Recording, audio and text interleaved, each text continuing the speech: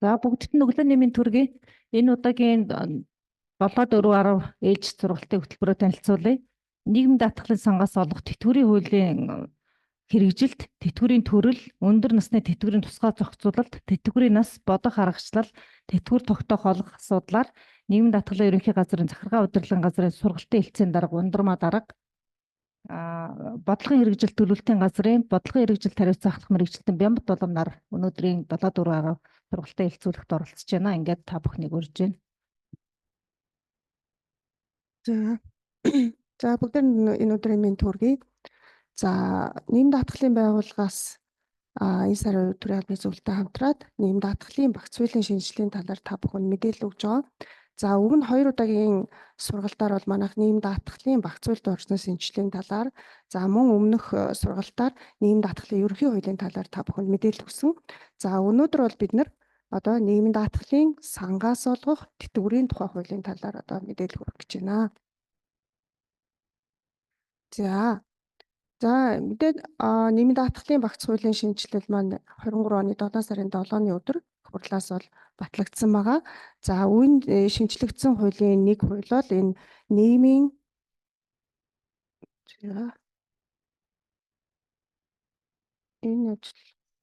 энэ ажилтггүй. За нэг одоо яг шинжлэж батсан хууль бол нийгмийн даатгалын сангаас олох тэтгэврийн тухай хууль байгаа. За өмнө ямар зохицуулалтаар энэ тэтгэврийн асуудал маань явж байсан бэ гэхээр нийгмийн даатгалын сангаас олох тэтгэвэр тэтгэмжийн тухай хууль гээд хоёр ингээд тэтгэвэр болон тэтгэмжийг ингээд нэг хуулиар бол зохицуулж исэн. За одоо энэ шинжилэн батлагдсан хуулиар бол нийгмийн даатгалын сангаас олох тэтгэврийн асуудлыг тусдна. За энэ хуулиар зохицуулж өгсөн байгаа. За тэгэхээр одоо яг энэ одоо нийгэм даатгалын сангаас олох тэтгэврийн тухай хуульд маань яг ямар одоо гол өөрчлөлтүүд ороод энэ оноос хэрэгжиж байгаа юм бэ гэдэг бас мэдээлэл хүргэе. За нэгдүгээрт бол даатгуулагч бол олон давхарга тогтолцоонд бол шилжиж байгаа.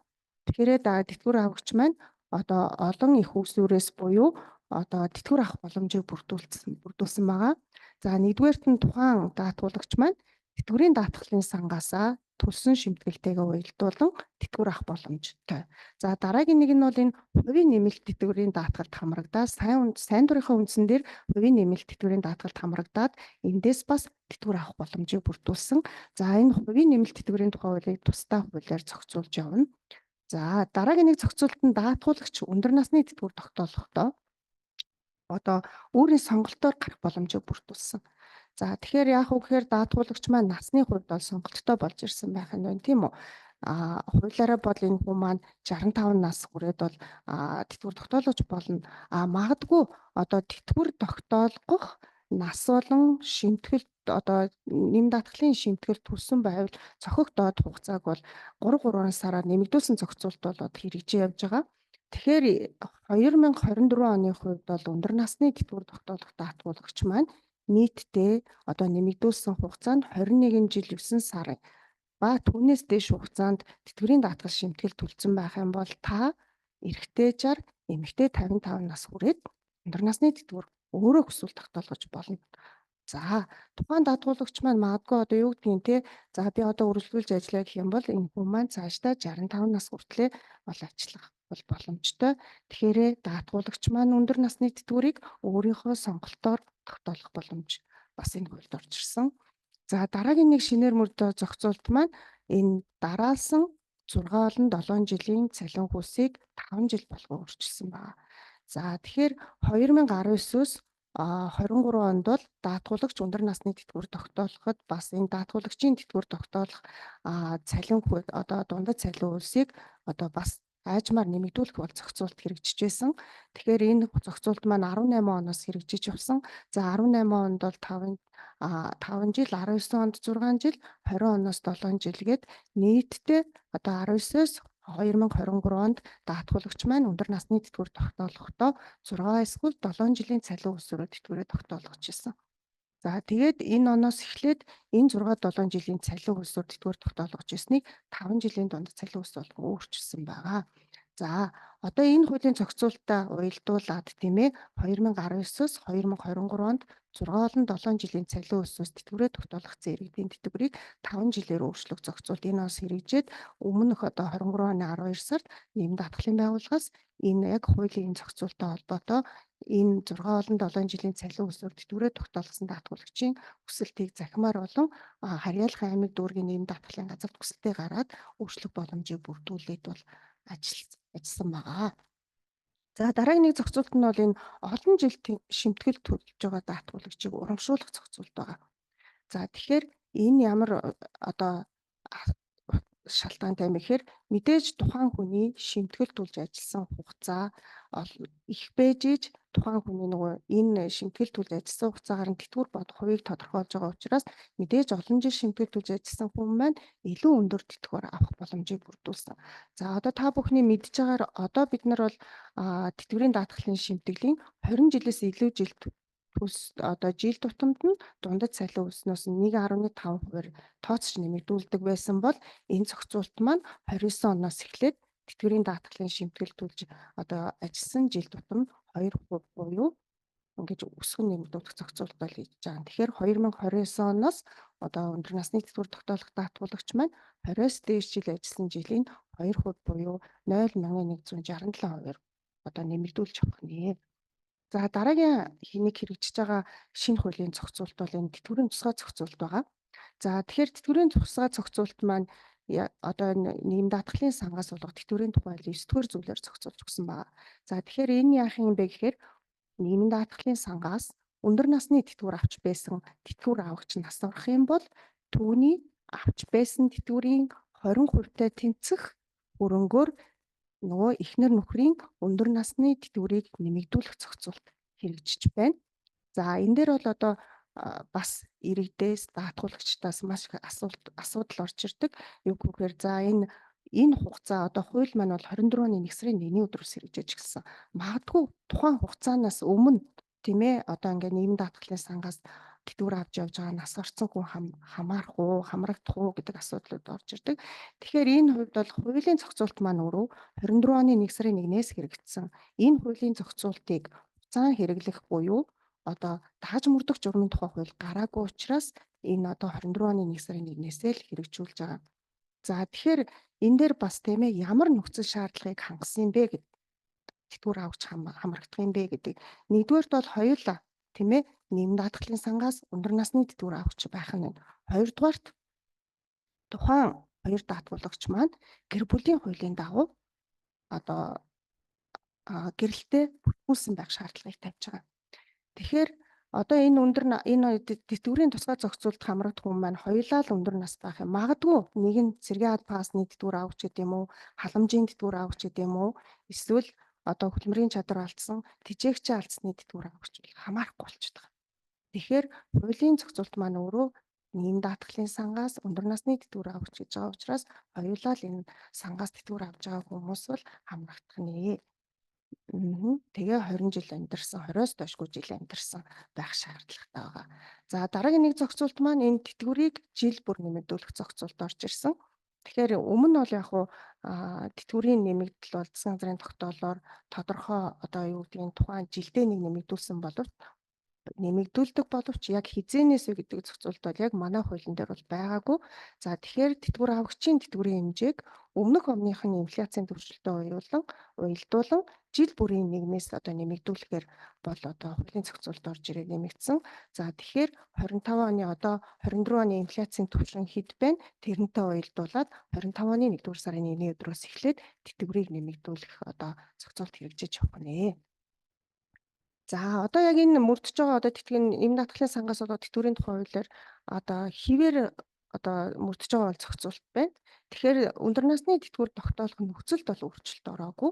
Тэгэхээр нийгмийн даатгалын шимтгэл төлсөн байвал зохих доод хугацааны нөхцөлөө хангасан хүмүүс бол эрэгтэй 60, эмэгтэй 55 нас хүрээд өндөр насны тэтгэврээ тогтоолох нь байна. За түрүүний хэлсэнчлэн даатгуулагч өөрийн хүсэлтээр төрсөн ондоо харгалзах насанд хүрээд өндөр насны тэтгэврээ тогтоолгож болно. За тэгэхээр даатгуулагчийн төрсөн ондоо харгалзах нас гэдэг нь хэд юм бэ гэдэг асуудал гарч ирнэ тийм ээ. Тэгэхээр энэ нөгөө одоо нийгмийн даатгалын шимтгэл төлсөн байвал зохих доод хугацаа болон тэтгэвэр тогтоолох насыг 3 сараар нэмэгдүүлсэн зохицуулт хэрэгжиж яваа гэсэн.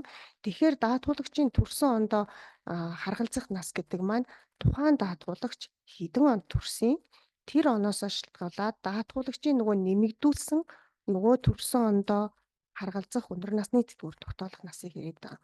За тухайлбал 2024 оны хувьд тийм ээ 1964 онд төрсэн эрэгтэй 61 нас 9 сар хүрээд одоо өндөр насны тэтгэврээ тогтоолгоно. За эмэгтэй даатгуулагчийн хувьд 1956 онд төрсэн 56 нас үгүй 56 нас 69 онд төрсэн 56 нас 9 сар хүрсэн эмэгтэй. За илүү тодорхой байгаа. За дараагийн нэг энэ өөрчлөгдөв зохицуулт бол энэ тэтгэврийг хөнгөлөлтөө болон хөдөлмөрийн хэвийн бус нөхцөлд ажиллаж байгаа даатгуулагчдын хувьд энэ тэтгэвэр тогтоолгох одоо нас болон жилд ямар нэгэн өөрчлөлт ороогүй. За тэгэхээр нэм даатгалын сангаас мэдээж хөнгөлөлтөө нөхцөлийн олон хүүхэдтэй хийх байна. За хөдөлмөрийн хэвийн бус нөхцөл буюу газрын доор, хөдөлмөрийн хордоо, халуун, хүнд, за малчны, сонгодог мэрэгжлийн урлагийн төмөр замын цэвэржүүлсэн хамгаалтын албанд ажиллаад нийгмийн даатгалын шимтгэлийг тодорхой хувиар төлөөд нөхцөлөө хангацсан байх юм бол эдгээр хүмүүс маань энгийнээр тэтгэвэр тогтоолгож байгаа хүмүүсээс 5-аас 10 жилийн өмнө болон нас харгалзахгүйгээр тэтгэвэр тогтоолох боломжтой байгаа. За дараагийн нэг зохицуулт маань энэ бас өөрчлөгдөв зохицуулт 79 оны 1-р сарын 1-ний өдрөөс өмнө төрсэн даатгуулагч цалин хүс шимтгэл төлсөн хугацаанд суурилсан болон нэрийн дансны аргыг аль өндрөөр тэтгэврээ тогтоолох боломжтой. Харин 79 оны 1-р сарын 1-ний өдрөөс хойш төрсэн даатгуулагчийн хувьд бол нэрийн дансны аргаар бол тэтгэврээ тогтоолох юм аа. За түрүүний ярьжсэн тийм ээ өндөр насны тэтгэвэр тогтоох нас болон шимтгэл төлсөн байвал зохих доод хугацааг ингээ хуульчлаад одоо хэрэгжүүлж байна тийм ээ. Тэгэхээр нийтдээ одоо жишээ нь 24 онд бол шимтгэл нийгэм даатгалын одоо тэтгэврийн даатгалын шимтгэл төлсөн байвал зохих доод хугацаа нь 21 жил 9 сар. Ингээ 3 сараар нэмэгдүүлсэн зохицуулт маань хэрэгжиж явсаар хагаад 2037 оноос эхлээд эрэгтэй эмэгтэй ялгаагүй одоо яаж юм те 25 жил ажиллаад одоо өндөр насны тэтгэвэр тогтоолох болох нэ. Энэ наажмаар хэрэгжүүлж явж байгаа зохицуулт байгаа. За тэгэхээр эх он тэтгэвэр тогтоолох даатгуулагчийн хувьд бол таны шимтгэл төлөх доод хугацаа маань 22 жил гэж ойлгоо. За тэгтээ мөн энэ одоо доод хугацаагаа тухайн онд мөрдөж байгаа тэтгэвэр тогтоолох доод хугацаагаа хангасан даатгуулагчийн хувьд бол эрэгтэй 60 хүрээд эмэгтэй 55 наснд хүрээд өөрөөсөө өндөр насныхаа тэтгэврээс тогтоолох боломжтой байгаа. За тэгвэл эрэгтэй эмэгтэй даатгуулагчийн бас нөгөө төрсөн ондоо тий өндөр насны тэтгэвэр тогтоолох төрсөн ондоо харгалзах нас нь хэд юм бэ гэдгийг бас ингээд тодорхой ингээ 3 сараар нэмэгдүүлсэн зохицуулт хэрэгжиж байгаа. Тэгэхээр одоо энэ хүснэгтээс харахаар энэ жилийн хувьд бол 64 онд төрсэн эрэгтэй маань 61 нас 9 сар хүрээд өндөр нас нөгөө тухайн даатгуулагчийн өндөр насны тэтгэвэр тогтоолох төрсөн ондоо харгалзах нас байгаад байгаа. Мөн ингэж 3 сараар зохицуулт минь явсаар хагаад нийтдээ 77 оноо түүнээс хойш төрсэн эрэгтэй 2002 ба түүнээс хойш төрсэн эмэгтэй маань 65 нас хүрчиж одоо ингээд тэтгэвэр тогтоолох нэ. За түрүүн нөгөө хөнгөлөлтөө нөхцлөөр илүү ингээд та бүхэнд бас мэдээлэл хүргэнээс юм задлж харуулж байна тийм ээ. Хөнгөлөлтөө нөхцлөөр өндөр насны тэтгэвэр тогтоолох одоо нөхцөл болцлууд байна тийм ээ. Одоо жишээ нь олон хүүхэдтэй даатгуулагч их бол тийм ээ. Нийтдээ 20-с доошгүй жил шимтгэл төлөө ажиллаад тийм ээ. 4 ба түүнээс дээш хүүхэд төрүүлээд тэгээ өөрөө өсөх юм бол 50 настайдаа өндөр насны тэтгэврийг тогтоолгож болно. За гэхдээ энэ дээр нэг ийм асуудал байгаа. За энэ хүүхэд маань одоо нөгөө хууль заасны югаар төрүүлсэн болон 3 настайд нь үрчлэн авсан 4 ба түүнээс дээш хүүхдээ 6 нас болтол өсөгсөн гэж зохицуулт байгаа хуулийн зохицуулт. Тэгэхээр энэ дээр ямар одоо даатгуулагчдаас асуудаг гэх юм магадгүй тухайн даатгуулагч маань 5 хүүхэд юм уу 6 хүүхэд төрүүлсэн байж болно тийм ээ. Тэгээ яг одоо 50 нас хүрэх үедээ өөрөө одоо 4 гэдэг юм уу ингээ яг энэ хуулийн нөхцөлөө хангацсан тийм ээ 6 наснаас өнгөрцөн байх. Тэгтэл магадгүй өөрөө хүсэж тэтгэврээ тогтоолгочоод дараа нь за дараа жил гэдэг юм уу 2 жилийн дараа гэдэг юм уу 3 жилийн дараа гэдэг юм уу нөгөө 5 дахь хүүхэд маань 6 нас хүрчлээ. Энийг нэмүүлж болох уу гэдэг асуудал одоо яг манай тэтгэвэр авагч даатгуулагчдаас аюул. Тэгэхээр тухайн одоо тэтгэвэр тогтоолох үед даатгуулагч маань өөрөө хүсээд тийм ээ өндөр насны тэтгэврийг тогтоолох учраас та нөгөө 6-7 хүүхдүүд үсээ ээж маань 4 болон түүнээс дээш гэдэг нөхцөлөд хангацсан байх юм бол бид нар яг тэр нөхцлөөр нь тэтгэвэр тогтооод өгж байгаа. Харин нөгөө 2-3 жилийн дараа дараагийн 5 дахь 6 дахь хүүхэд маань 6 нас хүрлээ ингээ хүрээд ирэх юм бол бид нараас энийг яг өөрөө хүсээд та тэтгэвэр тогтоолгосон учраас бол яг энэ хүүхдийн тоог нэмэгдүүлэх бол боломжгүй байгаа шүү. За дараагийн нэг нөхцөл нь бол энэ газрын дор нөхцөл байгаа. За газрын дор нөхцөл маань эрэгтэй даатгуулагчийн хувьд бол мөн 20-с доошгүй жил шимтгэл төлж ажиллаад за үүнээс 10-аас доошгүй жил нь газрын дор ажиллаад тэтгэврийн даатгалын шимтгэл төлцсөн. Тийм ээ. Тийм байх юм бол 50 нас хүрээд тэтгэврээ тогтоолгож байгаа. За энэ дээр бас нөгөө энэ оноос эхлээд бол нөгөө эмэгтэй татгуулагч бол орчирсан байгаа. Нийтдээ 45 нас хүрээд л одоо хордоо халуун хүнд нөхцөлийн ижлэр 7 жил 6 сараас доошгүй хугацаанд шимтгэл төлсөн байх юм бол энэ эмэгтэй татгуулагч бас орчирж байгаа. За хөдөлмөрийн хордоо халуун нөхцөл, хөдөлмөрийн хүнд нөхцөл, малчны нөхцөл яг одоо энэ нэг тухайн хүний эрхэлж байгаа юу гэдгийг тий нөхцөл, ажил мэргэжил нөхцлөө шалтгаалсан энэ нийт шимтгэл төлөх хугацаа бол нийтдээ 20 жилийг барина. Энэ хүмүүсийн хувьд бол одоо шимтгэл төлөх доод хугацаа 21 жил 9 сар энэ нөхцөл бол энэ хүмүүст бол хамаарахгүй. Яг л энэ хуульд заасан нийтдээ та яг л энэ нөхцөлийг хангаж авах юм бол нийтдээ 20 жил шимтгэл төлөө ажилласан. Хамгийн гол нь тухайн одоо хөдөлмөрийн хэвийн бус буюу газрын доор, хордоо, халуун, хүнд, малчны нөхцлөө хангах тодорхой шалгуурууд байгаад байгаа. За жишээ нь хордоо халуун нөхцөлд ажиллаж байгаа эмэгтэй даатгуулагчийн хувьд бол нийтдээ 20 жил тэтгэврийн даатгалын шимтгэл төлөө ажиллаад за үүнээсээ 7 жил 6 сараас доошгүй хугацаанд яг тухайн хордоо халуун нөхцөлдөө ажилласан байх юм бол та 45 нас хүрээд өндөр насны тэтгэврийг тогтоолгох болох нэ. За хөдөлмөрийн хүнд нөхцөлд ажиллаж байгаа эмэгтэй даатгуулагчийн хувьд бас нийтдээ 20 жилээ байна. Эрэгтэй нь 12 жил 6 сараас доошгүй хугацаанд эмэгтэй нь 10-аас доошгүй жилийн хүнд нөхцөлд ажилласан байх юм бол эрэгтэй нь 55, эмэгтэй 50 нас хүрээд өндөр насны тэтгэврээс тогтоолгож байгаа. За дараагийн энэ зохицуулт энэ бол малчны нөхцөл байгаа.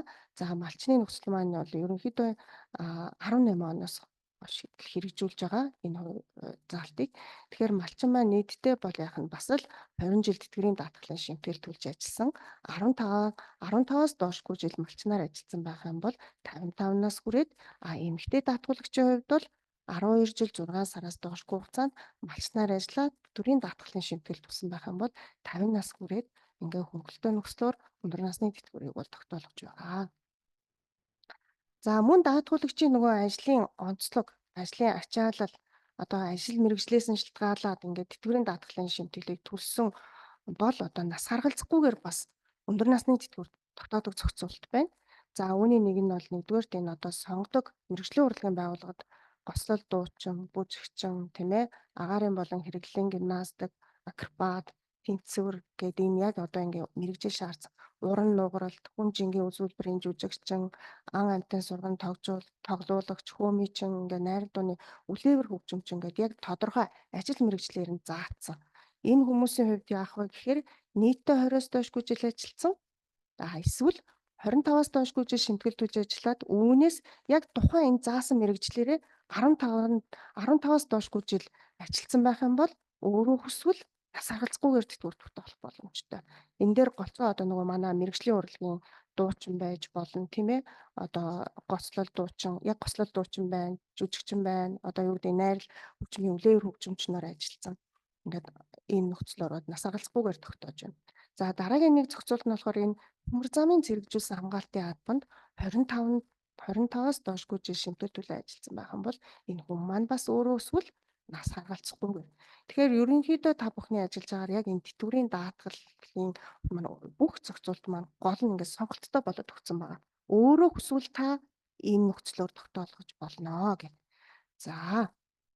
За тэгэхээр одоо яг энэ ажил мэргэжилтэд тэтгэврийн одоо хөдөлмөрийн хэвийн бус буюу энэ ажил мэргэжлэр ажиллаж байгаа хүмүүс ямар ажил мэргэжлийг бид нэр энэ хөдөлмөрийн хордоо, халуун, хүнд нөхцөл юм бэ гэдгийг тодорхойлоод байгаа гол ажил мэргэжлийн жагсаалтыг бол энэ тэтгэврийг хөнгөлтөө тогтоох, газрын дор, хөдөлмөрийн хортой хаалан хүнд нөхцөлд хамаарах ажил мэргэжлийн чагсаалт гэдэг баталсан.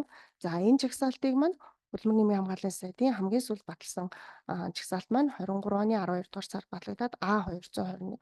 За хүмүүсийн одоо яг ингээд хөдөлмөрийн хэвийн бус нөхцлөөр тэтгэвэр тогтоолгож байгаа даатгуулагчийн хувьд бол энэ мэддэг өмнө бол 77 дугаар тушаал гэж байсан. Одоо энэ маань шинчлэгдээд А221 дугаар тушаал. Тэгэхээр энэ дээр нэг 6-гаа 5 4-5 мянган төрлийн яг ажил мэргэжил байгаа.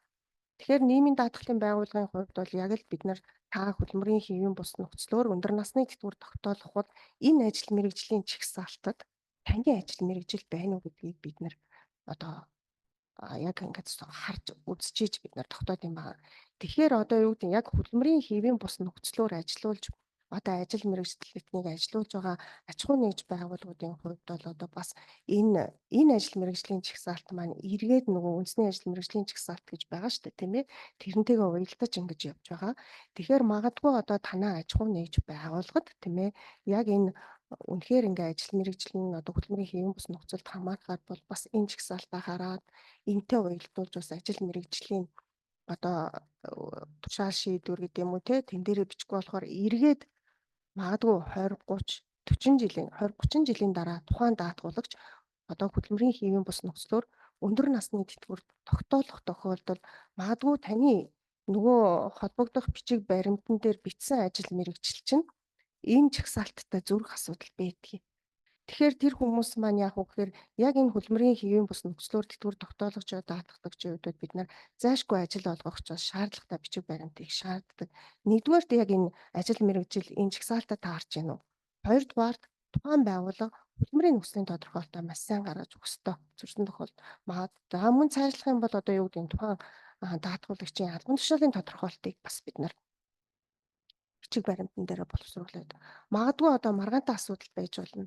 Яг миний эрхэлж байгаа ажил мэргэжил маань ингээд байгуулга нь бол одоо жишээ нь одоо газрын дор нөхцөлд яг л энэ одоо энэ биш уурах одоо юу юм те тесрэх бодис зөөгч тээвэрлэгч гээл ягцэн тэгтэл арай өөрөөр тодорхойлсон байж болно шүү дээ байгуулга. Тэгэх юм бол энэ дээр тохирохгүй тохиолдолд байгууллага өөрөө маш сайн бидэнд тодорхойлж өгөх ёстой. Энэ ажил мэргэжлийнхаа чагсаалттай уялдуулан энэ албан тушаалд ажиллаж байгаа хүмүүсийнхаа одоо албан тушаалыг бол одоо тушаал шийдвэр дээр нь бас зөв бичиж өгөх хэрэгтэй. Тэгээгүйгээс эргээд одоо тэтгэвэр тогтоолоход одоо ажил мэргэжлийн нэршил зөрөх асуудал байдаг. Гэхдээ нийгмийн даатгалын байгууллагын хувьд бол магадгүй таны ажил мэргэжил тийм ээ хийж байгаа ажил нь яг энэ мөн боловч ажил мэргэжил зөрсөн тохиолдолд бид нар яг энэ аймаг дүүргийн нийгмийн даатгалын газрын дэргэд ажиллаж байгаа одоо маргаан хянан шийдвэрлэх зөвлөл гэдэг байгаа. Энэ маргаан хянан шийдвэрлэх зөвлөл маань тухайн даатгуулагч, ажил олгогч тийм ээ нийгмийн даатгалын байгууллагын хооронд ингээд зөвлөлтөөнтөө маргаантай асуудал гарсан тохиолдолд хэлцэж байгаа. Тэгвэл ерөнхийдөө энэ хөдөлмөрийн одоо хэвийн бус нөхцөлийн тэтгэвэр тогтоолох асуудлыг бол яг энэ зөвлөлөөр бид нар яг түрүүний хэлсэн тохиолдолд бол хэлэлцэн шийдвэр гаргаа явж байгаа. За түрүүн тэр нөгөө өндөр насны одоо бол ерөнхийдөө бид та бүхэнд одоо яг энэ нийгмийн даатгалын сангаас болох тэтгэврийн тухай хуулиар зохицуулж исэн шинэ зохицуултуудаа хэлцлээ. Одоо тэгтээ ерөнхийдөө арай илүү дэлгэрэнгүй байдлаар тийм ээ түрүүн бас сухас дуртад өнгөрсөн тийм ээ өндөр насны тэтгэврийн тусгай зохицуулт. Энийг түрүүн тайлбарсан нийтдээ одоо нас орсон даатгуулагчийн нас орсон тэтгэвэр авагчийн тэтгэврийн 20%-аар тэнцэх хэмжээний мөнгөн дүнгээр их нөхөр болон их нэрийнхэн тэтгэврийн хэмжээг нэмэгдүүлж байгаа тийм ээ.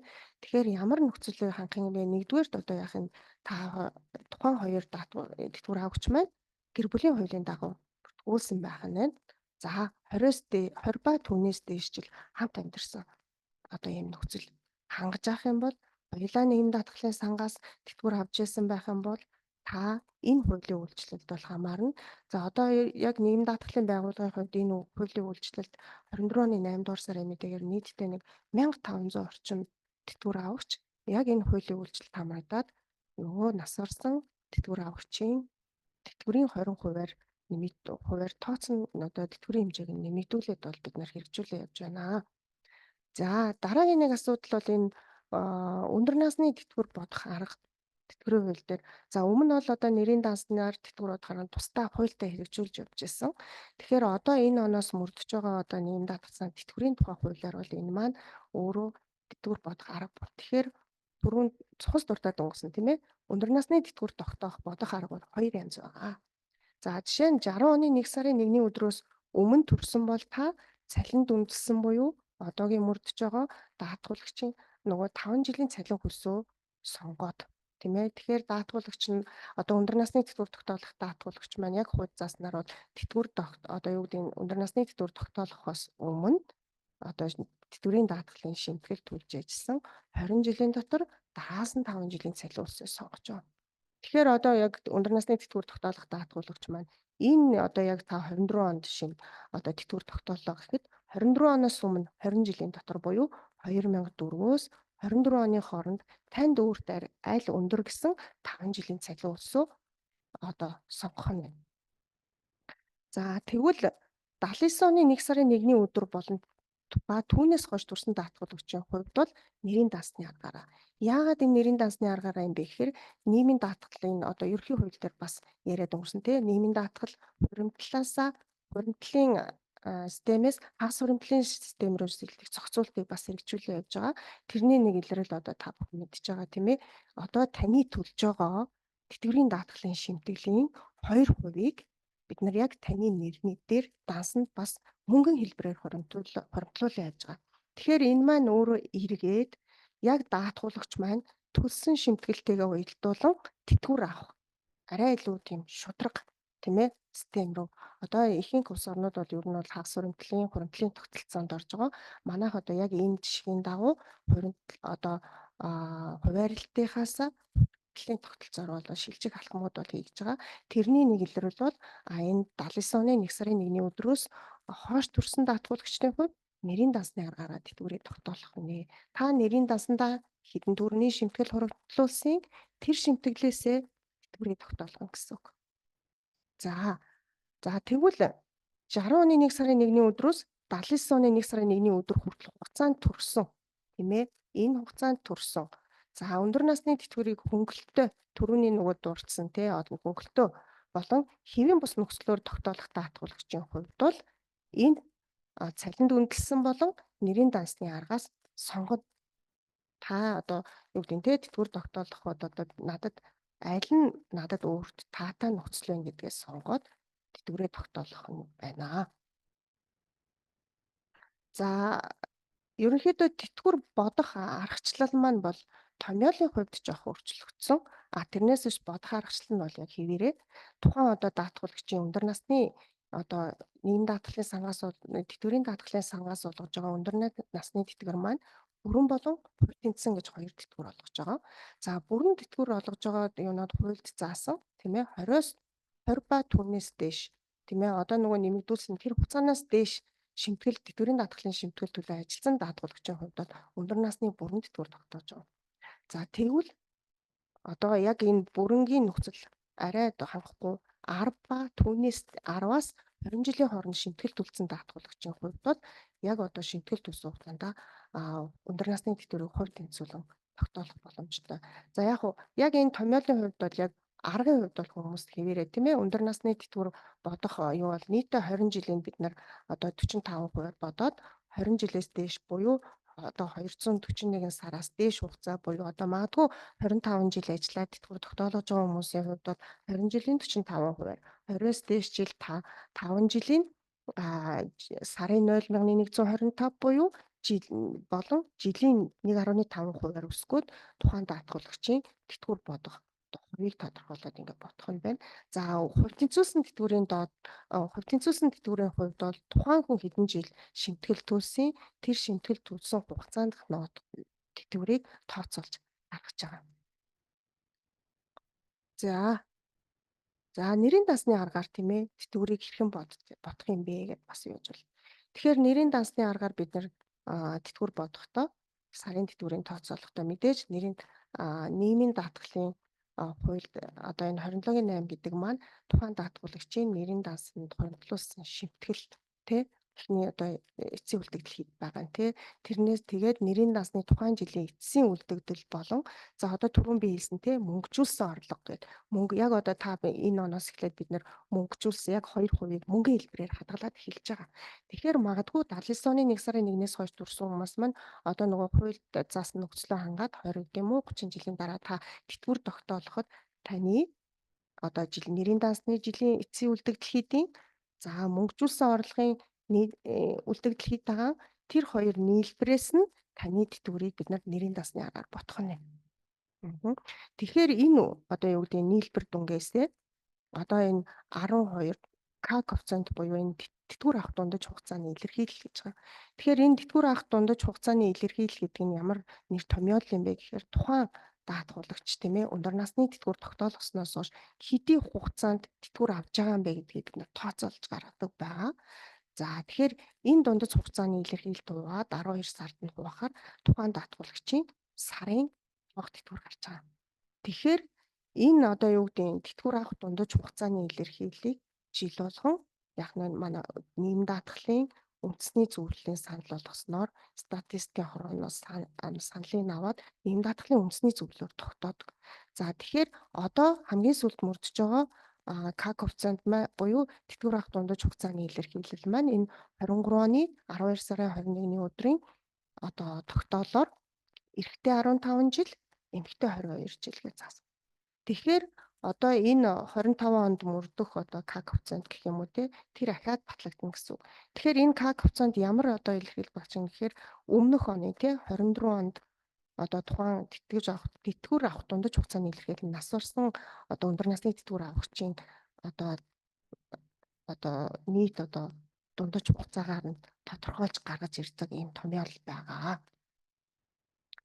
За бас ерөнхий мэдээлэл өгөх зорилгоор тийм ээ нийгэм даатгалын сангаас олох тэтгэврийн талаар бас мэдээлэл өгье.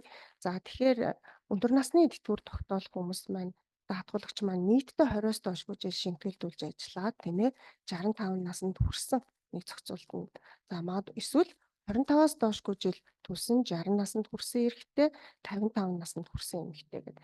За яагаад 25 гэж байгаа юм бэ гэхээр энэ нөгөө нэг нэмэгдүүлсэн нас маань бас явж байгаа шүү тийм ээ. Тэгэхээр нөгөө нэмэгдүүлсэн одоо шимтгэл төлөх хугацаа буюу тухайн оныхоо нөгөө шимтгэл төлөх доод хугацааг хангацсан байх юм бол өөрөө эсвэл өндөр насныхаа тэтгэврийг тогтоолгоно. За мөн өндөр насны тэтгэврийг хөнгөлөлтөө болон хөдөлмөрийн хэвийн бус нөхцлөөр бол тогтоолгож болно. За нийтдээ 10-аас 20 хүртэл жил төлсөн даатгуулагч бол өөрийнхөө төрсөн ондоо харгалзах өндөр насны тэтгэвэр тогтоолох нэмэгдүүлсэн насандаа хүрээд өндөр бас тогтоолго хувь тэнцвүүлэн тогтоолгож байгаа. Тэгэхээр магадгүй даатгуулагч маань 10 жилээс дээш төлсөн арай 20 хүрэхгүй байх юм бол та хэдэн онд төрсөн тэр төрсөн ондоо харгалзах таны өндөр насны тэтгэвэр тогтоолох нэмэгдүүлсэн нас хэдийн тэр насандаа хүрээд та өндөр насны тэтгэвэр тогтоолно. Тэгэхээр 24 оны хувьд тийм ээ магадгүй даатгуулагч маань 15 жил шимтгэл төлөөд ажилласан. За 64 онд төрсэн эрэгтэй байх юм бол та 24 оны хувьд бол 61 нас 9 сар хүрээд өндөр насны тэтгэврийг хувь тэнцвүүлэн тогтоолгож болох нь. За 24 онд магадгүй 15 жил төрөлцсөн эмэгтэй байх юм бол та одоо 56 нас 9 сар тийм ээ хүрээд өндөр насны тэтгэврийг хувь тэнцвүүлэн тогтоолгож байгаа. За дараагийн нэг тэтгэвэр бол энэ нийгэм даатгалын сангаас олгож байгаа тэтгэврийн нэг төвл бол энэ хөдөлмөрийн чадвар алдсны тэтгэвэр байгаа. За хөдөлмөрийн чадвар алдсны тэтгэвэр нь бол хоёр нөхцлөөр бид нар бүрэн тэтгэвэр үүсэж байгаа. Нэгдүгээрт нь та 20-с доошгүй жил тийм ээ шимтгэл төлсөн. За нөгөө нэг нөхцөл нь хөдөлмөрийн чадвар алдахын өмнөх сүүлийн 5 жилд нийтдээ 36 сар ба түүнээс дээш жил шимтгэл төлсөн. Ердийн өвчин ахуйн ослын улмаас хөдөлмөрийн чадвараа 50 ба түүнээс дээш хувиар алдсан байгаа юм бол та энэ даатгалын сангаас хөдөлмөрийн чадвар алдсны бүрэн тэтгэвэр авах боломжтой. За энийг бол манай даатгуулагч хэн мэдж байгаа тийм ээ группийн тэтгэвэр гэж ярьдаг. За дараагийн энэ хөдөлмөрийн чадвар алдсны хувь тэнцвүүлсэн тэтгэврийг авах нөхцөл нь юу юм бэ гэхээр энэ хөдөлмөрийн чадвараа алдахаас өмнө нийтдээ 36 сар ба түүнээс дээш сар төлсөн даатгуулагч ердийн өвчин ахуйн ослын улмаас хөдөлмөрийн чадвараа 50 ба түүнээс дээш хувиар алдсан байх юм бол та хөдөлмөрийн чадвар алдсны тэтгэврийг хувь тэнцвүүлэн тогтоолгох авах боломжтой. Тэгэхээр хамгийн гол нь энэ заалтан дээр хөдөлмөрийн чадвар алдахаас өмнө тийм ээ. Тэгэхээр даатгуулагчийн хөдөлмөрийн чадвар алдлыг хэн тогтоод юм бэ гэдэг асуулт. Тэгвэл энэ даатгуулагчийн хөдөлмөрийн чадвар алдалтыг аймаг дүүргийн нэм даатгалын газрын дэргэд ажиллаж байгаа эрүүл мэндийн магадлалын зөвлөл тогтоож байгаа. За эрүүл мэндийн магадлалын зөвлөл маань ажил олгогч, даатгуулагч тийм ээ тэгээд мэрэгжлийн эмч нараас бүрдсэн зөвлөл ажиллаж байгаа. Тэгэхээр энэ хөдөлмөрийн чадвараа нөгөө даатгуулагчийн хөдөлмөрийн чадвар алдалтын хувь хугацаа уншийг эрүүл мэндийн сайдын баталсан тушаалаар хэлж байгаа. Тэгэхээр та магадгүй эдийн хөдөлмөрийн чадвараа алдаа тэр хувь хугацаагаа тогтоолоход ихэнх нь мэдэж байгаа тийм ээ. Нийгэм даатгалын газрын дэргэдэх эрүүл мэндийн магадлалын зөвлөлөөр энийг бол тогтоолгож байгаа. За дараагийн нэг тэтгэвэр бол энэ тэжээгчийн алдсны тэтгэвэр байгаа. За тэгэхээр тэжээгчийн алдсны тэтгэврээр нь бас бүрэн болон хувь тэмцсэн гэсэн хоёр төрлийн тэтгэвэр олгож байна. За бүрэн тэтгэврийн хувьд бол нийтдээ 20-оос доошгүй жил ажилласан. Нас барахын нөгөө тэжээгч маань нас барахын өмнөх сүүлийн 5 жилд нийтдээ 36 сар ба түүнээс дээш шимтгэл төлсөн байна. Хөдөлмөрийн даатгалын шимтгэл төлсөн, эсвэл өндөр насны тэтгэвэр тогтоолсон хөдөлмөрийн чадвар алдсны тэтгэвэр авч нас барах юм бол түүний хөдөлмөрийн чадваргүй гэр бүлийн хүмүүст даатгал нөгөө гишүүнд тэжээгч алдсны тэтгэвэр олгож байгаа. За тэгвэл хувь тэнцвүүлсэн тэтгэвэр маань ямар нөхцөлийг хангасан байх юм бэ гэхээр нийтдээ 60-аас доошгүй сар буюу 5 жил тийм ээ.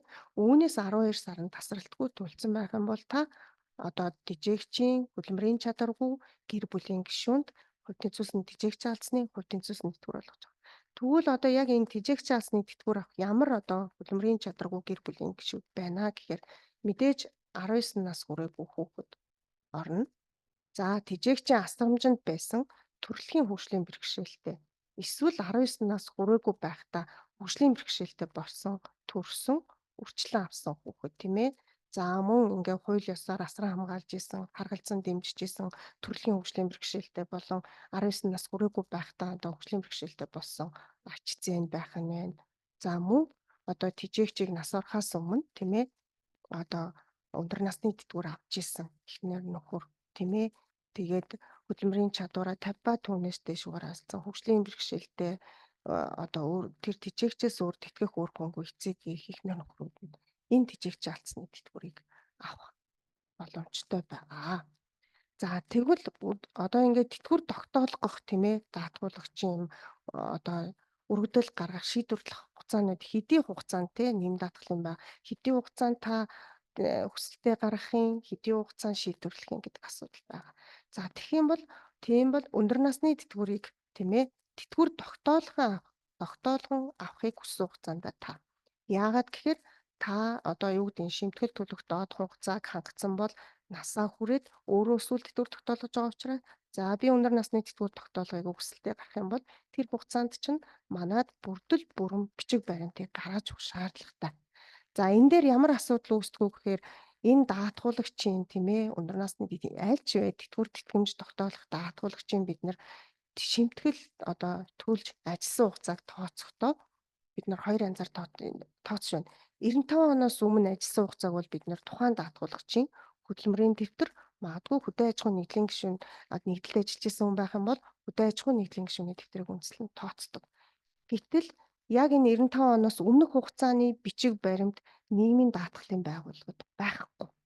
Тийм учраас яг ингээд даатгуулагч маань тэтгэвэр тогтоолгоход одоо ингээд асуудал үүсдэг. Магадгүй одоо юу гэдэг нь тухайн даатгуулагчийн нэм даатгалын байцаагч хөдөлмөрийн дэвтрийг хянаж үзээд за таны энэ дэвтэр ийм тушаал авалгаа авах шаардлагатай байна гэдээ гардаг.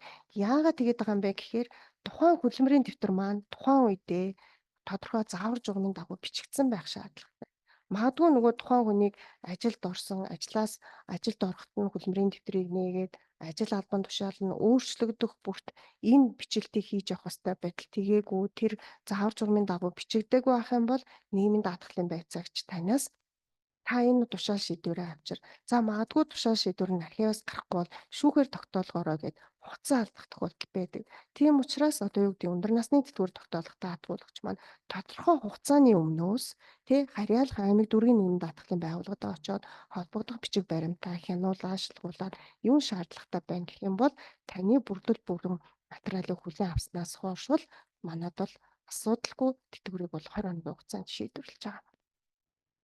За тэгвэл хөдөлмөрийн чадвар алдсны тэтгэврийг хөдөлмөрийн чадвар алдалтын хувь тогтоолгосноос хойш 14 хоног хэрвээ хүндэтгүү үүсэх шалтгаантай байх юм бол та 3 сарын дотор баримт бичгээ манад нэм даатгалын байгууллагад гаргах юм байна.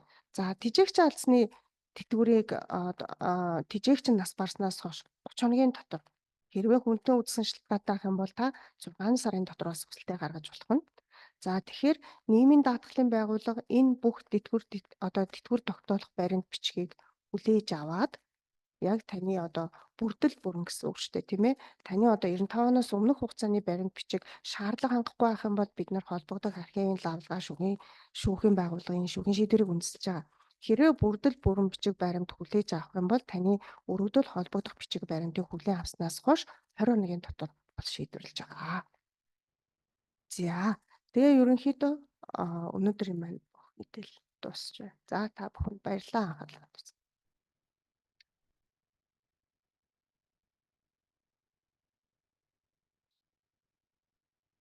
Болтоо.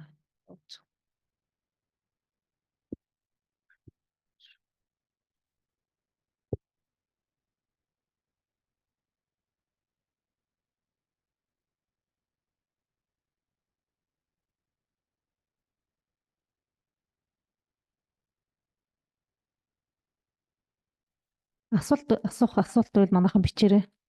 Гол нь давхцалгүйгээр тавч тодорхой асуултууд авчиж явж.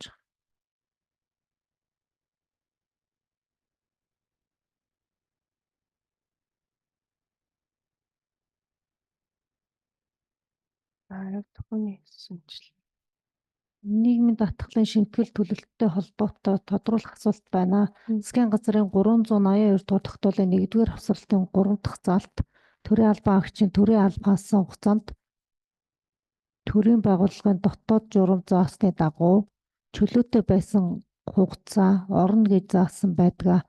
Гэтэл энэ хугацаанд өөрөө нийгмийн даатгалын шимтгэл төлөөгүй бол нийгмийн даатгалын шимтгэл тасарч байгаа гэж байгаа ба хоёроо нийгмийн даатгалын шимтгэл төлсөн бол төрийн албаас хугацаанд оруулаагүй байна. Мөн аудитын байгууллагаас ийм шаардлага тавиад байна. Тэгэхээр 382 дугаар тогтоолын дагуу хөдөлмөрийн дотоод журам заасны дагуу цалингүй чөлөө авсан бол нийгмийн даатгалын шимтгэлийг байгууллага төлөх ёстой юу?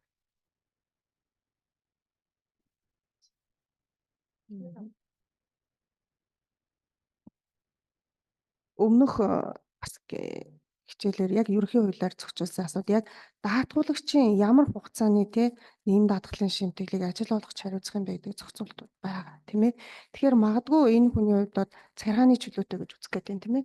Тодорхой юу гэдэг юм хугацаагаар биш вэ тийм ээ. Энэ бол нэг тодорхой хугацаанд энэ хүн ингээ ажилласаа чөлөөд өгдсөн дараагийн ажил томилогдох хугацаа гэж ойлгох уу? Цалингүй чөлөө авсан. За хэрвээ юу гэдэг юм те энэ бас өөрөө зохицуулталтай цалингүй чөлөө авсан байх юм бол тухайн тэр цалингүй чөлөө авсан хугацаа чинь нэг болон түүнээс дээш сар байх юм бол та энэ хугацаанд нийгмийн даатгалын шимтгэл нийгмийн даатгал сайн дураараа даатгуулж болно. Хамгийн гол нь та шимтгэлээс хугацаагаа таслахгүй гэх юм бол сайн дурын даатгалдаа даатгуулж болно. Нийгмийн даатгалын дэвтэрт ээлжийн амралттай хугацаа бөглөөгүй орхигдсон байгаа. Энэ хугацааг нөхөн тооцох журам батлагдсан уу? За яг ер нь бол одоо ч мөр шинэ хууль өмнө ч мөрдөжсэн хуулиар нийгмийн даатгалын байгууллага ээлжийн амралттай хугацаа гэдэг маань өөрөө тухайн ажил олгогч маань тухайн даатгуулагчийг тэр сард хэд хоног ажилласан яг ажилласан хугацаагаар нь л тайлагнах ёстой. Гэтэл зарим аж ахуйн нэгжүүдийн хувьд ингээд бөөнд нь буюу тийм ээ ээлжийн амралтын тооцсон тохиолдол байдаг байхгүй юу. Тэгэхээр магадгүй тухайн даатгуулагч эргээд тэтгэвэр тогтоолохоор болоход тухайн хугацааны цалин үйлс нь юу гэдгийг 7 сард ээлжийн амралттай байсан хүнийг 7 сард бөөнд нь өгвөл 8 сард эргээд ажилд ороход нь нөгөө ээлжийн амралтыг өгчдөг учраас тэр хүн дээр цалин бага байх тохиолдол байгаад идэгин. Тэгэхээр тухайн байгууллагын удирдлага нэгтлэн тэгээ даатгуулагч бүгд л бас энэ тохиолдолд бол 7 сар дээр ээлжийн амралт бөөнөр нь нийгэм даатгалын шимтгэл тайлгнсан байна гэж бодоход 8 сар дээр тэр хүнд яг шимтгэл төлж байхгүй харагдаад байна шүү дээ. Тэгж л асууад байна. Энэ дээр бол тухайн харьяалагдах байгууллагатай хүсэлтээ гаргаад байгууллагын нэгтлэн тухайн харьяалагдах нийгэм даатгалын газарт бол хүсэлт гаргах залрууд бол хэрэгдэж болно. 50 настай 4 хүүхэдтэй их тэтгэврт гарвал бүтэн тэтгэвэр ах уу? Мгм. Тэгэхээр яг түрүү нөгөө хэрэг та олон хүүхдтэй хийн нөхцлөөр өндөр насны тэтгэвэр тогтоолох гэж байгаа бол нийтдээ одоо нөхцөл байж тээ нийтдээ 20-оос доош гүйцэл шимтгэлж ажилласан байх нь. Хоёрдугаар 50 нас хүрсэн байх нь. Гуравдугаар 4 ба түүнээс дээш өгтөө одоо 3 нас хэрэг үргэж авсан байх юм бол 3 хүртэл настайд нь үрчлэн авсан 6 нас хүртэл өсгөн бойжуулсан байх юм бол энэс дээш настай байх юм бол та энэ хуулийнхаа энэ 3 нөхцөлийг хангаж авах юм бол өндөр насны тэтгэврийг олон хүүхдийн нөхцлөөр тогтоолгоно. Гэхдээ энэ 3 нөхцөл гуруула зэрэг хангагдсан байх шаардлагатай. 26 онд гэж байна уу тийм?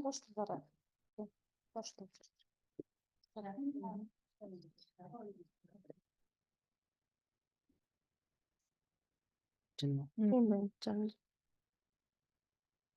66 онд төрсөн бол 62 нас 3 сартай бол яг тэтгэврээ тогтоох настай хүрнэ. Хүрнэ.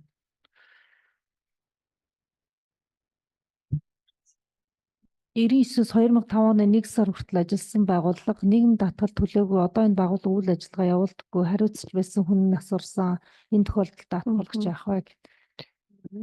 За харин тийм өмнөх юугаар бас тэг яригдчихсэн. Гэхдээ одоо хэрвээ таны ажил олгогч байж байгаад үйл ажиллагаагаа үргэлжлүүлээд явж байгаа бол энэ хугацааг нөхөн төлөвлөж болно. Гэтэл тухайн байгууллагын татан буугдаад байхгүй болсон тохиолдолд энийг яг хариуцсан төлөх юу байхгүй болчиход байгаа. Тэгэхээр одоо яг энэ хугацааг бол одоо нэгэн танаа байгууллага ажил олгогч байхгүй бол одоо төлөх боломжгүй л болж байгаа. Хортой хүнд нөхцөлд ажиллаж байх хугацаанд хүүхд тасагчлалаа авсан бол хугацааг хортой хүнд нөхцөлд тооцохгүй.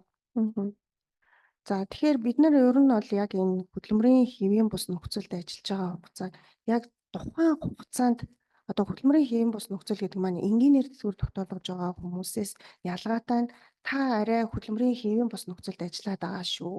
Тэгэхээр яг энэ хөдөлмөрийн хэвийн бус нөхцөлд ажиллаж байгаа хүнд байнгын яг энэ өдөр болгон ажлын 8 цагаар ажиллаж байгаа тохиолдолд бид нар энийг яг хөдөлмөрийн хортой хүнд нөхцөл гэж үзээд байгаа. За яг одоо нийгэм даатгалын байгууллагын хувьд магадгүй энэ хортой хүнд нөхцөлд хамаарах ажил мэргэжиж ажиллаж исэн хүн маань тийм ээ хүүхд тасрах чөлөөтэй байх юм бол бид нар яг энэ хугацаанд та яг энэ хөдөлмөрийн нөхцөлд бас ажиллаагүй байна гэдгийг юу тавьж байгаа. Магадгүй таны хүүхд тасрах чөлөөтэй хугацааны нийгэм даатгалын шимтгэлийг чинь ажил олгох төлчж байгаа. Тэгэхээр таны нийт хугацаанд бол ороод тооцогдно. Хамгийн гол нь энэ хөдөлмөрийн хэвийн бус нөхцөл гэдэг чинь тухайн энэ нөгөө энгийнээр тэтгэвэр тогтоолгож байгаа хүнээс арай өөр ингээ хэвийн бус нөхцөл байгаа учраас энэ хэвийн бус нөхцөлд ажиллах шаардлагыг тавьж байгаа. Тэгэхээр энэ даатгуулагчийн хувьд бол таны нийт ажилласан хугацаанд бол энэ хүүхд тасрах чөлөөтэй хугацаа орно. Яг энэ хортой хүнд нөхцөлд бол орох боломжгүй болоод байна л гэж хэлж байгаа. Тэгэхээр 33 жил ажилласан 55 настай өөрөө өсвөл тэтгэврт гарч болох уу гэсэн. Энэ бол бодноо. Тэгээ одоо өнөөдрийн байдлаар бол 21 жил 9 сар ажилласан 55 настай эмэгтэй 60 настай эрэгтэй хүн бол өөрөө өсвөл тэтгэврээ тогтоолгож авах хэрэгтэй байгаа шүү. Цагуурын техникчид шөнийн ээлжинд ажилладаг хортой нөхцөлд гарах уу? За одоо яг энэ ажил мэргэжлийн нөгөө түрүүний хэлсэн тэр чагсаалтанд таны ажил мэргэж яг үү өмнөх бол 77 дээр бол цагуурын одоо яг инженерүүд бол одоо яг аль ажил мэргэжлэр бол орсныг бол яг тэндээс та хараарай. Гэхдээ бол ер нь цагуурын ажил мэргэжил хүнд нөхцөлд ер нь синоптик инженер гэдэг нэрээр л байдаг шиг санагдчихээн. 2000 оноос хойш цэргийн өөрийн зүхэнд ажиллаж байгаа хүн одоо 25 онд тэтгэврт гарнаа. Энэ хүн хортой нөхцөлөд тэтгэврт гарах уу? За уурын зүхний галчийн хувьд бол хортой нөхцөл гэхээс илүү хүнд нөхцөл рүү орсолж байгаа. Тэгэхээр та хэрвээ одоо юу гэдэг танаа ажиллаж байгаа уурын зүх маань байнгын үйл ажиллагаатай явбал тийм үү, улирлын үйл ажиллагаатай байт юм уу гэдгээс шалтгаалаад хүнд нөхцлөөр бол одоо ажил мэргэжлийн чагсаалтад бол уурын зүхний галч гэдэг бол ажил мэргэжил бол байгаа. Гэхдээ таны одоо юу гэдгийг те энэ нөхцлөөр бид нар тэтгэвэр тогтооход нэгдүгээр таны холбогдох бичиг баримтыг үзнэ. Хоёрдугаар энэ яг таны ажил мэргэжил яг одоо бичиг баримтан дээр байгаа буюу тушаал шийдвэр нийгэм даатгалын дэвтэр те бичигдсэн ажил мэргэжил ямар ажил мэргэжил вэ гэдгээс шалтгаалах юм. Тэгэхээр та Харьяалах аймаг дүрийн нийгэм даатгал дээр бас очиж очоод бичиг баримтаа яг шалгуулад үзчихээрэй. Бидний хувьд бол яалтчгүй таны уран зохины галчуул хөдөлмөрийн энэ одоо хийх бус нөхцөлд бол байгаа. Гэхдээ улирлын чанартай ажилладаг байх юм бол тэр улирлын одоо хэдээс хэдэн сард ажилтیں۔ Тэр хугацааг нь бид нар бол тооцох боломж бол байгаа. Гэхдээ та холбогдох бичиг баримтаа бас яг тэр Харьяалах аймаг дүүргийн нэм даатгалын газрын байцаагчид нэм даатгалын байцаагч очоод бас нэг хянуулж үзээрэй. Энэ дэр манайхан нөгөө юг айгүйх бичээд нийгэм татгал татан буугдсан байгаад нөхөн төлөгдөөгүй бол яах вэ гэд өмнөх хичээлээр нэг үзэрчүүлэг тэрэн дээр нийлэн дэлгэрэнгүй ярьчихсан байгаа. Өнөөдөр бол яг энэ тэгтүр тогтоолох бод харгачлалтай холбоотой асуудалтай Хамгийн бичиж гол нь нэм даатгалын шимтгэлийг нөхөн төлнө гэхээр эргээд аж ахуйн нэгж байгууллаганд байхгүй бол одоо ямар ч боломжгүй болчиход байгаа. Магадгүй өмнө ажиллаж исэн байгууллага чинь үйл ажиллагааны хэлбэр нь өөрчлөгдөөд ямар нэгэн байдлаар захирал дарга ч гэдэг юм өөрчлөгдөөд үйл ажиллагаа явуулж байгаа бол тэр бол боломж байгаа. Яа тэгэхээр ажил олгогч тухайн даатгалагчийн шимтгэл төлөх үүргийг хүлээж байгаа гэдэг утгаараа. Хуулийн 5-ын 1 дэх залтад тэтгэврийн даатгалын шимтгэлийг 25-аас доош хүртэл төлсөн 60 нас хүрсэн эрэгтэй 50 нас хүрсэн эмэгтэй гэж тогтоосон нь Монгол улсад хүн амын дундаж насалтаар эрэгтэй эмэгтэй хүнээс 9.5 жилээр богино насалж байгаа бодит нөөцөд эсэргээр эрэгтэй хүнийг эмэгтэй хүнээс 5 жилээр илүү ажиллахыг тогтоолгосон хүнийг нас хүйсээр ялгуулан гадуурхаж байна гэж ойлгогдохоор байна. Энэ асуудал дээр гэсэн судалгаа үндэслэл байна уу, мэдээлэл өгнө үү? За яг энэ дээр бол одоо юу гэдэг холбогдох байгууллагын даатгалын байгууллагад судал тэтгэвэр тогтоох нас гэдэг маань тухайн одоо юу гэдгийг те эрэгтэй эмэгтэй даатгуулагчийн тэтгэвэр авж байгаа хугацаа. Тэгээ одоо хэдий жил шимтгэл төлж байна гэдгээсээ шалтгаалж байгаа. Яг тодорхой бол одоо бол яг надад судалгаа алга. Гэхдээ бол манай байгууллагын судалгаа бол байна. Хөтөлбөрийн хөлснөөс багаар нийгмийн даатгал төлөгдсөн тохиолдолд ажилласан жил тооцогдох уу? Багаар. За энэ бол одоо сайн дурын даатгалагчийн хувьд нь болов гэж бодоод байна. Гэхдээ нийгмийн даатгалд бол хоёр хэлбэрээр хамрагдаж байгаа тийм ээ. Албан журмын болон сайн дур үндсэн дээр. Тэгэхээр албан журмын даатгуулагч маань ямар даатгуулагч байгаа юм бэ гэхээр одоо юу гэдэг нь төр хувийн хөвшлийн аль нэг байгууллага хуулийн этгээд хүнтэй тийм ээ хөдөлмөрийн гэрээ, хөлсөөр ажиллах гэрээ, ажил гүйцэтгэх гэрээ байгуулан ажиллаж байгаа хүмүүс маань ерөөсөө албан журмын даатгалд хамрагдчихж байгаа. За энэ албан журмын даатгалд хамрагдаж байгаа хүмүүс нь магадгүй би нэг ажил олгогчтой хөдөлмөрийн гэрээ байгуулад ажиллах юм бол тэр хөдөлмөрийн гэрээгээрээ л бүх асуудал маань зохицуулагдаж байгаа шүү дээ. Та ажлын хэдэн өдөр ажиллахын, хэдэн цаг ажиллахын, таны сар цалингийн хэмжээ хэд байх юм бэ гэдгийг тодорхойлж өгч байгаа.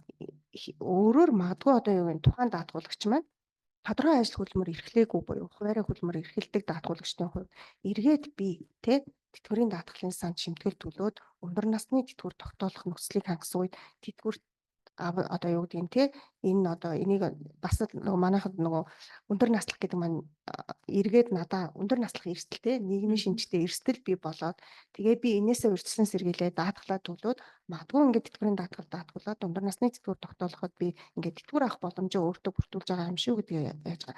Тэгэхээр сайн дурын даатгуулагчийн хувьд бол та тодорхой ажил одоо юу гэдэг хөдөлмөр эрхлээгүй хуваарай хөдөлмөр эрхэлж байгаа хүмүүсийн хувьд бол өөр орлого тодорхойлдог байхгүй.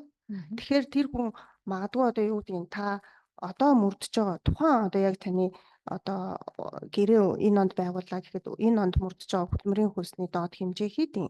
За дээд хэмжээ хийдин тийм ээ. Тэр хугацааны энэ хоёрын хоорондох одоо би хэдий хэмжээний орлогоос нийгэм даатгалын шимтгэл төлөх боломжтой юм гэдгийг өөрөө тодорхойлоод төлдөг учраас магадгүй та доод хэмжээгээр төлөө явж байгаа бол одоо юу гэдэг доод хэмжээний тэтгэвэр л одоо боломжтой болж байгаа. Яагаад тэгэхээр нөгөө тэтгэвэр бодолт маань эргээд тухайн хүний шимтгэл төлж ажилласан хугацаа авч исэн цалин хөлс тодорхойлсон орлоготой шууд хамааралтай байгаад байгаа. Тэгэхээр таны шимтгэл төлж ажилласан хугацаагаар бид нэр тэтгэвэр бодох хувийг тодорхойлоод байгаа.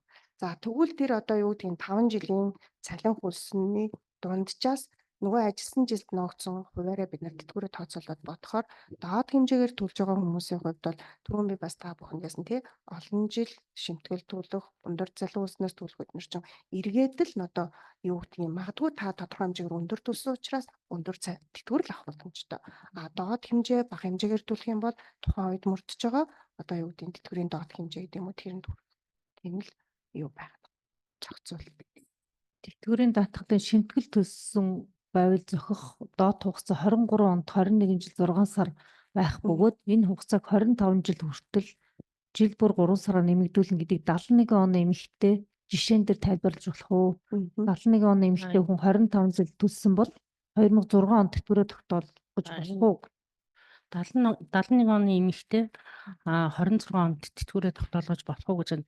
Энэ болно. 71 оны эмэгтэй бол 25 жил ажилласан гэхээр 26 онд тэтгэврээ тогтоолж болно. 26 онд бол 22 жил 3 сар ажилласан байвал өөрөө тэтгэврийн даатгалын шимтгэл төлсөн байх юм бол өөрөө өсвөл 55 наснда тэтгэврээ тогтоолгож болох учраас энэ бол нөхцөл хангаж байна. Тэгэхээр өндөр насны тэтгэвэр тогтоолох даатгуулагч маань хамгийн гол нь тийм ээ тухайн одоо та хэдэн онд тэтгэвэр тогтоолгож байгаа. Тэгээ тэр онд шимтгэл төлөх доод хугацааг хангацсан л байх юм бол та 50 нөгөө эмэгтэй нь 55, эрэгтэй 60 хүрэл өөрөө өсвөл өндөр насны тэтгэвэр тогтоолох боломжтой. Хамгийн гол нь тэр нөгөө тэтгэврийн даатгалын шимтгэл төлсөн байвал цохих доод хугацаа гэдэг байгаа штэ. Тэрийг хангахгүй тохиолдолд та нэмэгдүүлсэн насндаа очиж өндөр насны тэтгэврийг тогтоолгож байна. Гол нь тийм л зохицол байгаа да.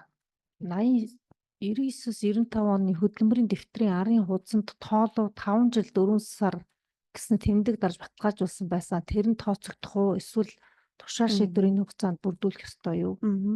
За энэ болохоор нэг ийм ч байгаа. Яг одоо 95 оны одоо нийгэм даатгалын багц хууль бас өмнөх хууль маань 95 оны 1 сарын 1-ээс хэрэгжиж эхэлсэн. Тэгэхээр энэ хугацааны одоо юу гэдэг энэ хуулийг хэрэгжүүлэхтэй холбоотой тухайн даатгуулагчийн 95 оноос өмнөх хугацааг бид нар хөдөлмөрийн дэвтрээр ажилласан хугацааг тодорхойлжсэн.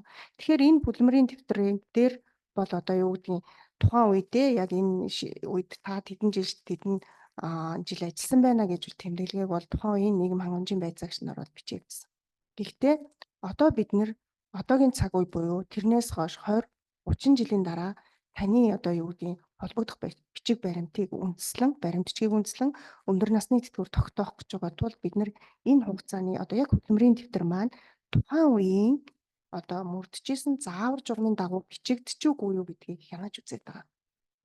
Магадгүй таны хөдөлмөрийн дэвтэр хөдөө аж ахуйн нийгмийн гишүүний дэвтэр чинь тухайн үед мөрдөжсэн заавар журмын дагуу бичигдсэн байх юм бол бид нар ямар нэгэн тушаалын лавлгаа тийм ээ шүүхийн шийдвэр шаардахгүй. За яг одоо тухайн хөдөлмөрийн дэвтэр маань нөгөө нөхөж бичсэн гэдэг юм уу тийм ээ. Тэгтэл одоо тухайн хүн 85 онд ажилд орсон байлаа гэхэд 87 онд нийсэн ч үгүй юм уу тий. Нэг тухайн үед мөрдөжсэн заавар журмын дагуу бичигдээгүй тохиолдолд за та энэ тушаалын давлгааг аваад ирээрээ гэж хэлээд байгаа. Тэгэхээр таны одоо юу гэдэг нь тий энэ дээрх хугацааны одоо хөдөлмөрийн дэвтэр ажилласан хугацааг одоо бичсэн хөдөлмөрийн дэвтэр ямар нэгэн тэр асуудалгүй байх юм бол бид нар шууд тэр хугацааг бол ажилласнаар тооцоол явж байгаа. Групп авдаг хүн өндөр насны тэтгэврт орж болох уу? Сайн дураар нийгэм даатгалдаг. За тэгэхээр ер нь бол хөдөлмөрийн чадвар алдсны тэтгэвэр авж байгаад нөхцлөө хангаал одоо магадгүй хувь тэнцвэрсэн мэд одоо хөдөлмөрийн чадвар алдахаас өмнө та шимтгэл төлсөн байжгаад юу гэдэг явж авах усны улмаас хөдөлмөрийн чадвараа алдаад хуульцаас нөхцлөө хангацсан байх юм бол та хөдөлмөрийн чадвар алдсны тэтгэврээ аваад шимтгэл төлөө ажиллаж болно. Одоо юу гэдэг хуулийн этгээд гэдэг юм уу аж ахуйн нэгж гэдэг юм уу байгууллагатай хөдөлмөрийн чадвар одоо нөгөө гэрээ байгуулад ажил хөдөлмөр эрхлэх нь нээлттэй. Тэгээд та одоо тодорхой хугацааны дараа өндөр насны тэтгэвэр тогтоолох нөхцөлийг хангах юм бол өндөр насны тэтгэвэр рүүгээ шилжинэ. За бас нэг энэ дээр нэг яг энэ хөдөлмөрийн чадвар алдсны тэтгэвртэй холбоотой нэг зохицуулт хэлэхэд за одоо ингэж манай одоо энэ оноос мөрдөж байгаа яг энэ тэтгэврийн хуулиар бас нэг зохицуулт нь хөдөлмөрийн чадвар алдсны тэтгэвэр авч явж байгаад тухайн даатгуулагч маань тийм ээ өндөр насны тэтгэвэр тогтоолох нөхцөл өндөр насны тэтгэвэр тогтоолох нөхцөлийг хангаад тэтгэвэр тогтоолох юм бол магадгүй тухайн хүний одоо өндөр насны тэтгэвэр өмнө авч исэн хөдөлмөрийн чадвар алдсны тэтгэврээс буурахаар ах юм бол бид нар буугаар зохицуултыг хийж явж байгаа. Гэхдээ энэ дээр өрн болон одоо нөгөө шимтгэл төлж ажилласан хугацаанаас шалтгаалж байгаа.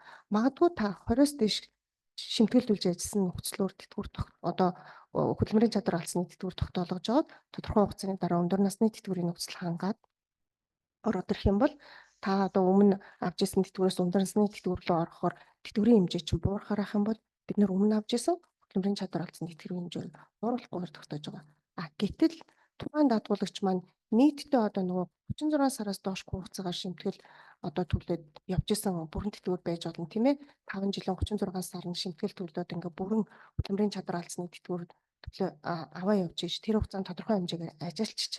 Тэгээ яг өндөр насны одоо юу гэдэг хөдөлмөрийн чадвар алдын хувь хугацаанд цуслагдаад тийм ээ. Өндөр насны тэтгэвэр тогтоолохоор таны шимтгэл төлсөн хугацаа 20-с доош жилтэй байх юм бол та юу гэх юм те хөдөлмөрийн чадвар одоо өндөр насны тэтгэвэр чинь магадгүй хөдөлмөрийн чадвар алдсны одоо өмнө нөгөө бүрэн тэтгэвэр аваа явж исэн хүн өндөр нас руу шилжихээр нөгөө уурах тохиолдол бол байгаа. Гэхдээ энэ бол яг хуулийнхаа зарчмаар бид нар эцсийн тэтгэвэр тогтоогоо явахаас л өөр байхгүй.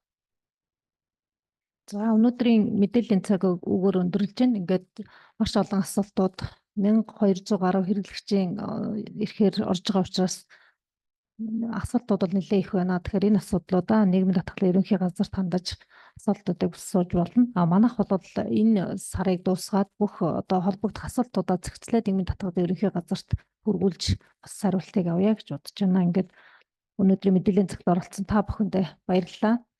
Мэдээллийн цагт мэдээлэлээр хангасан Ундрмаа дарга Бямд улам мэрэгчлэлтэн баяртаа талархал илэрхийлье. Ингээд амжилт хүсье. Баярлалаа.